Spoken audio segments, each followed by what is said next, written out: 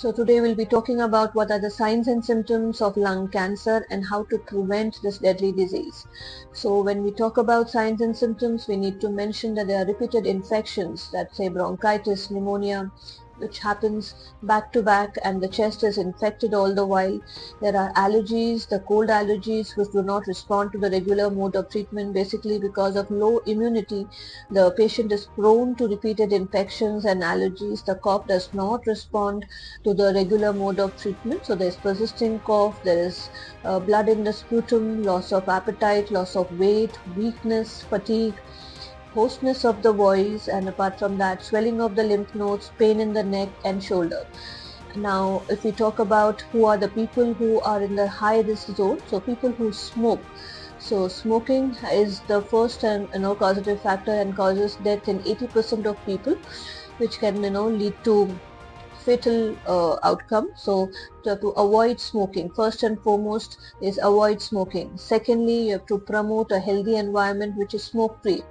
So you have to avoid the second hand smoke. So basically, because of passive smoking, inhaling the smoke, you are almost you're receiving those the tobacco fumes, which can make you vulnerable to this disease.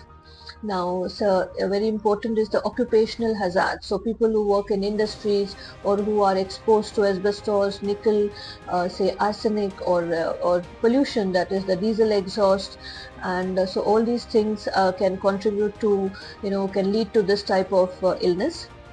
Apart from that, a good healthy diet that is rich in fiber, low in fat, and contains vegetables and antioxidative elements can definitely help improve the immunity. And exercise to build up the lung capacity and strength training. So all of these things can help prevent this deadly disease.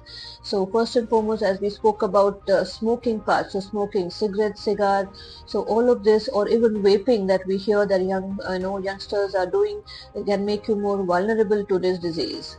Now, what are the types of lung cancer? That is the non-small cell lung cancer and the small cell lung cancer, and the rare varieties are the lymphomas and the sarcomas.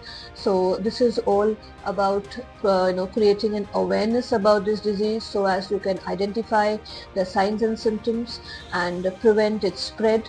And then we come to the screening. The screening is also very important. That is the investigations, the blood reports, the CT scan. Apart from that, the PET scan and the biopsy. So this all can lead to a quick diagnosis and treatment.